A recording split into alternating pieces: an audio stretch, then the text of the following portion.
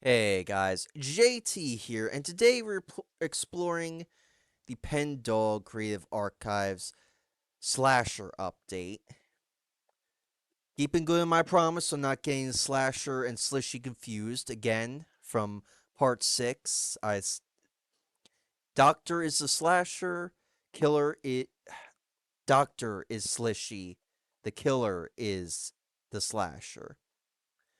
To be fair, I don't think Slishy Slasher would mind as much if I got her mixed up with the Slasher.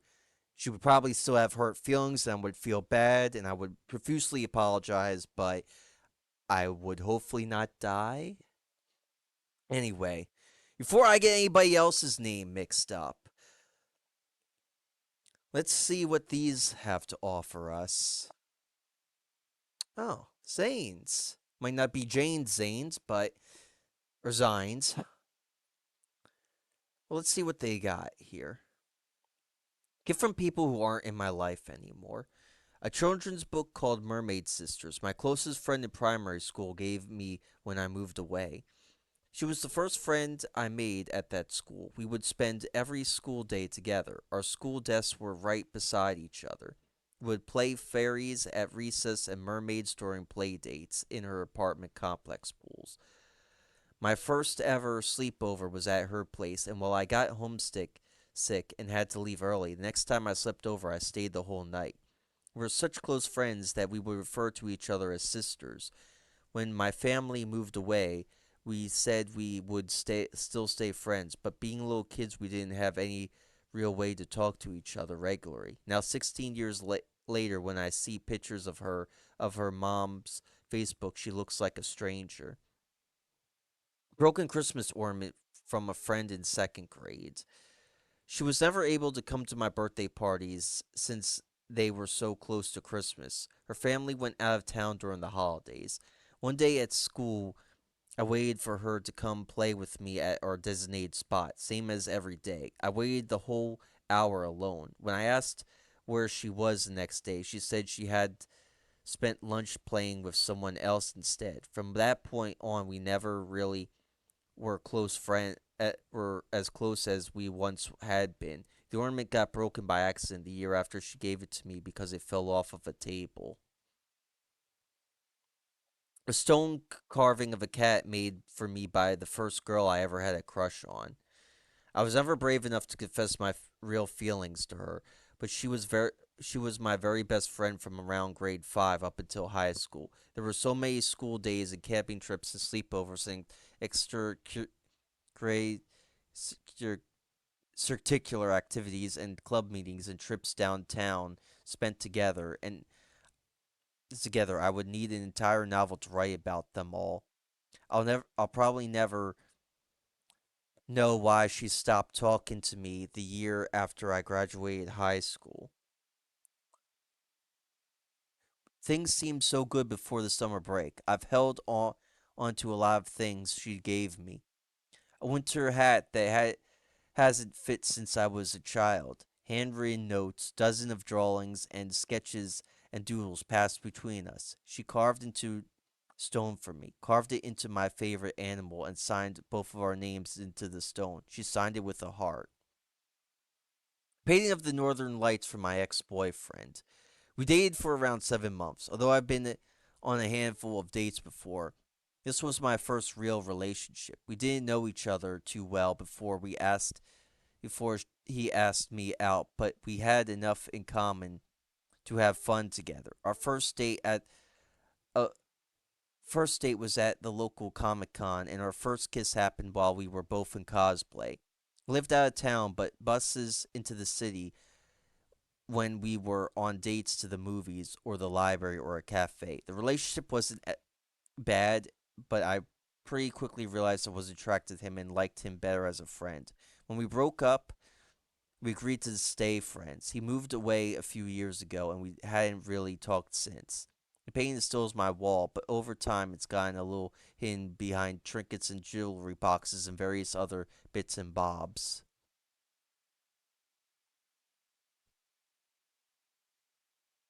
Drawings from an online friend who disappeared from the internet. We met on a fan fiction site of all places. And from there, our friendship crossed over many websites and DMs and group chats.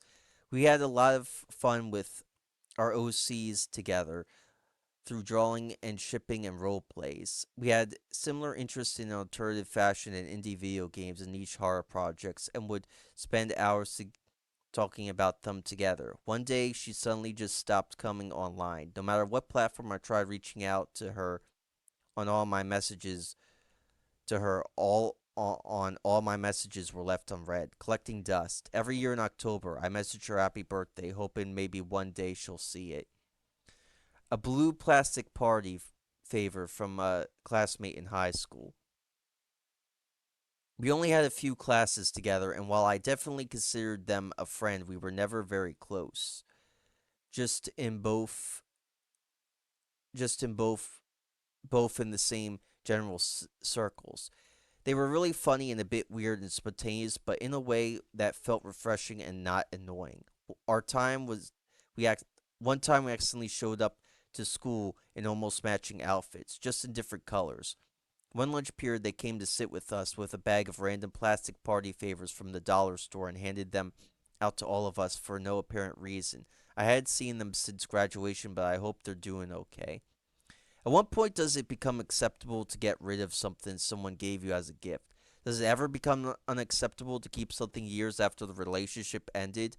When someone gives you a gift, it means they cared about you enough to see something and think of you, or spend their time making something with you in mind. How could I ever throw something like that away? It would feel rude, regardless of how painful the memories attached to it might become or how sad I feel looking at it sitting on my shelf. And I know it says Jane Z Zine down here, but I'm not so sure it's the real Jane. It's definitely inspired by her, though. I'll give them that. And sorry for popping up the OBS thing. I'm just paranoid that something's gone awry. So I keep checking that every now and then. I also want to check out this professor, because what is his deal? The specific incident or event that caused the teacher to dislike Jane would never be known, though I could tell you trans misogyny played a central role. That constant and vicious actor who simpers and plays victim at the door of those looking for shelter from the world outside. At one point, they'd even been on good terms. Maybe it was how vocal Jane had been about the current occupations. In fact, if I am to pry and recall through my red, blurry eyes, Jane had talked at great length with this very teacher about his role in protesting the wars of terror. Naughty then that he would abandon his principles and peers, or deem that there were people it was okay to drop bombs and missiles and hatred on. Yet also not. Artists are humans, and they are a fickle breed. What causes will you shout yourself hoarse over, only to abandon and turn your back on in your elder years, I wonder? The teacher Theodore, Teddy to his friends, oh, what a life he'd had. What lows his activism had fallen to. He protested the wars overseas, but also been a drifter, going from place to place, helping whenever he could, writing zines, assaulting an officer at some point, putting himself between officers and people trying to be heard.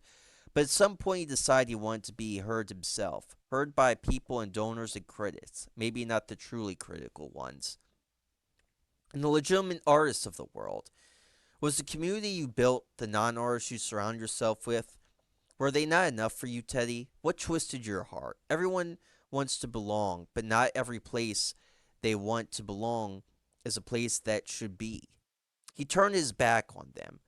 For a life spent giving lectures, selling increasingly banal works to people who did not care about the message, resenting himself and the young artists who followed after, those who thought their art could lift the boot from the neck of something more than paint and more croaking than charcoal. And of course, art cannot lead the revolution. Yet in his mind, Teddy thought through art could, treating it as if it could tear down the status quo, resenting them for even daring to challenge the world he and his peers had made for these youth to inhabit. Perhaps this is why he hated Jane the most. She was a better Teddy than Teddy had ever been, inhabited by the same wish to belong, yet unwillingly at the time to go back on her principles. He pitied the people in the other world, pity that could easily turn to annoyance with the wrong response from those he'd once felt obligated to listen to. Jane felt a humanizing altruism towards the people across the same world she dwelled in, listening to their words on how his awful thing could be made right. So Theodore had made his voice loud, had insisted upon her removal from the student market, had spread disgusting and repulsive mistruths about the nature of her writings. What could Jane possibly have done to fight back against this? Schreier gracefully stepped back, cried in the private places where she thought nobody could hear her. Nobody could hear. I pretended that nothing had changed between her and the art school and she'd once thought might be a better home.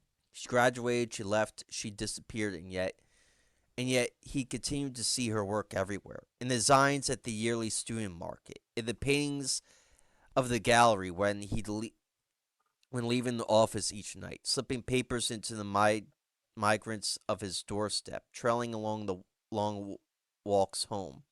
This, of course, had led to rules, led to regulations, led to him nearly assaulting a student he saw carrying a pamphlet market with the name of a girl he so hated. Teddy! Teddy, my guy, chill the hell out. What is your deal? And yeah, he'd be allowed to keep his job. How he'd be allowed to keep his job could only be sourced to dispassionate structure. An institution is an institution after all.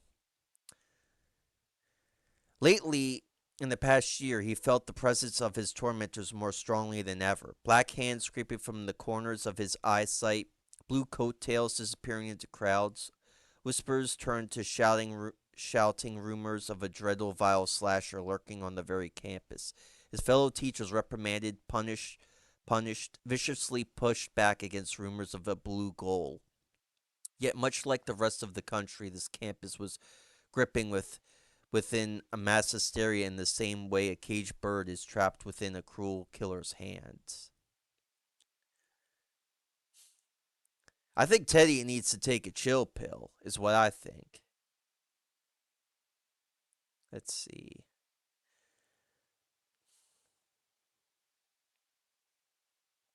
All right, here's Jane. The game of telephone. Can I tell you what is it? She told me. Did you hear?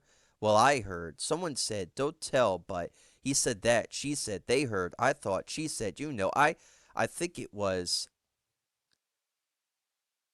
Did you really? I never said that. And this is kind of what happened to Jane. If it wasn't the stuff that Teddy pulled, it was the stuff online where people were assuming she was, dangerous and a loose cannon because of the stuff that she drew. I mean, I don't know. Hopefully, I can reveal this, but I know the creators did say that part of the reason why Penny's friend Emma doesn't like Jane is because of the slasher killing puppets. So, and Emma is a puppet person.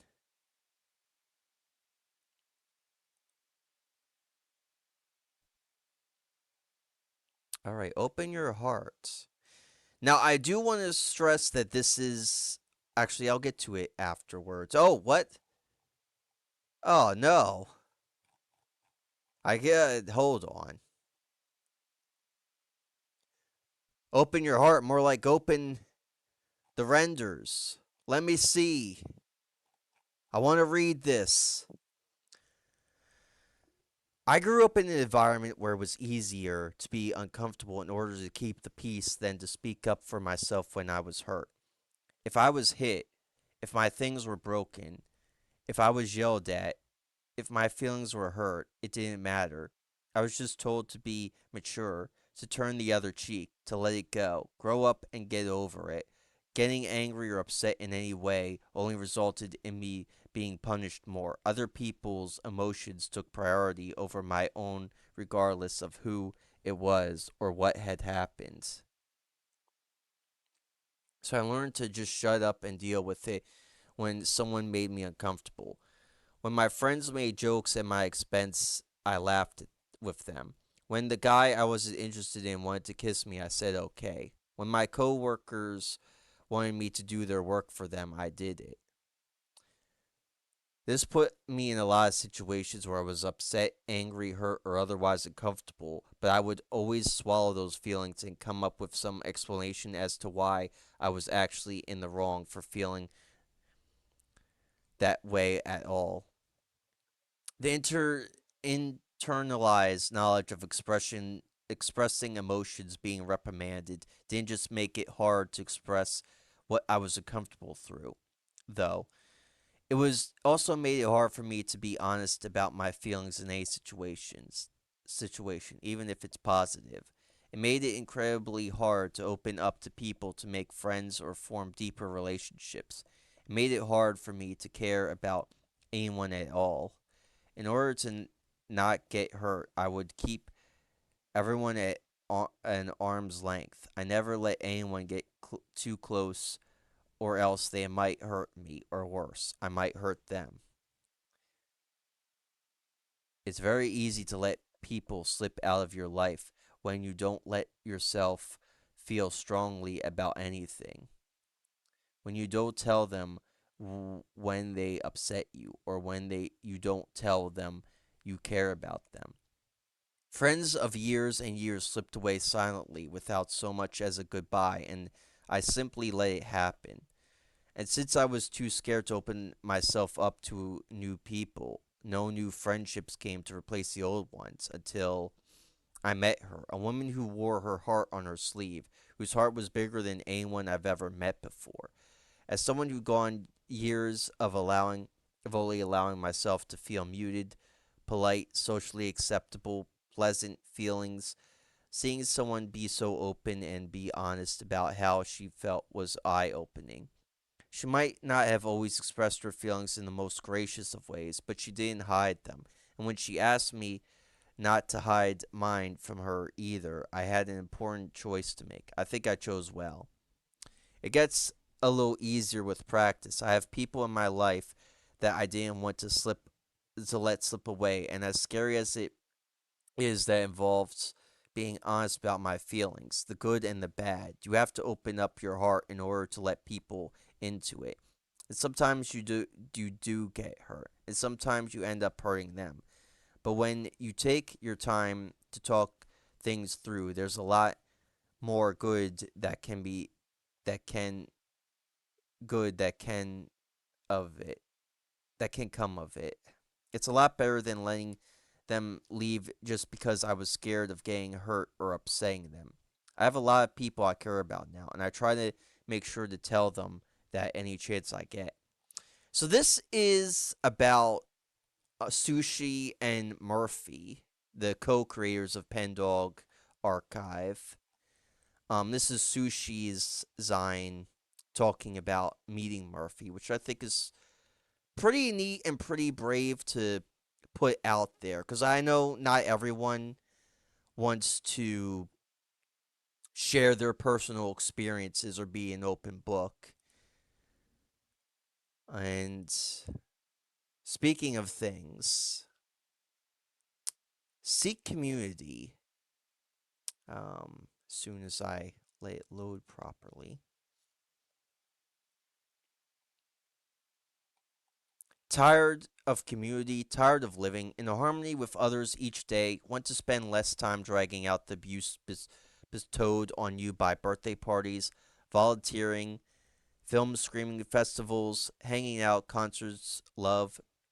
It's time for you to try removing and replacing friends. It's so easy. No more basketball, volleyball, art, tennis, swimming, music, comfort, community support, theater, competition. Friends can be too complicated, intense, infuriating, dramatic, high maintenance, a constant source of trouble. You'll never talk it out to resolve your stress or search for solutions. So let's wrap it up. It's a healthier approach than getting involved in communities or friendships face to face. Friends are more than just a commitment, they're also a risk. Ah, dang it. Work with me here. WPS.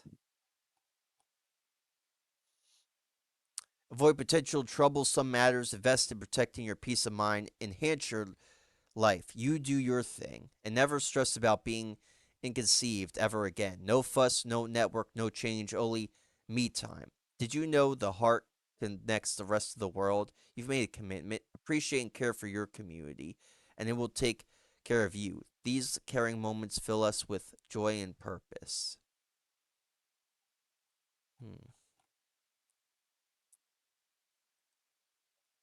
Interesting. Even more interesting is what's going on down here. Now, I've already told you about the song, but there's more stuff here to explore, including what's happened to the professor. And you know what? I'm going to end it on this note because, yeah, let's end it here. We open to the interior of the theater, lights dimmed, lurking from around dark corners. Professor Theater, a pathetic, humorless blowhard of a man. He is scowling at the students on stage, brows furrowed in seething anger. The slasher. In the back of his incurious, long ago passionate mind, Teddy has harbored a suspicion of the slasher's identity. He thought that perhaps it could be a prank or a mean joke, but he'd always brushed the thought away in favor of hysterically insisting his life was in real danger. He was a very important artist of a very important institution, and every word, drawing, action, they all carried more weight to him than any illegitimate person within the world. Yet, on the night of which Jane's mourners gather in the remembrance of a person that they truly never they never truly knew, Teddy had followed one of them to the closed down student theater building, long scheduled for demolition. He watched and seethed and bit his lip in rage watching these young artists play pretend and dress themselves in the grabs of a woman and her art, whom he still hated so much. The sight of people expressing anything other than contempt for that repulsive mockery of a woman nearly wrenched a scream from his thin lips. But he'd wanted to wait, wanted to get more information, to wait until their excitement reached a critical peak, and then he would tear into the proceedings and use his authority and legitimacy as a cruel to beat them down. The sight, though, the sight of the statue, sculpture, abomination these youths have made, this is what made him scream bloody murder. Construction from accuratless and Crimex paper zines and paper mache, pointed pencils, rulers, desks, legs, kitchen knives, shaving straight razors, blue ribbons, books on history he'd done everything to not know of, paper dolls and paper people chains, pointed plastic blocks of turquoise hues, bright painted glass. It all tumbled and morphed together to a statue into a statue gesturing at the idea of a dreaded slasher. Theodore had screamed. He had run out of his hiding place, tearing down posters while his white face turned an ugly shade of redder rage. His hands had sprung upon an attendees, throwing them to the ground, and his fists rained down upon them with a merciless violence that he'd always claimed to be inhuman and beneath him. He hated them.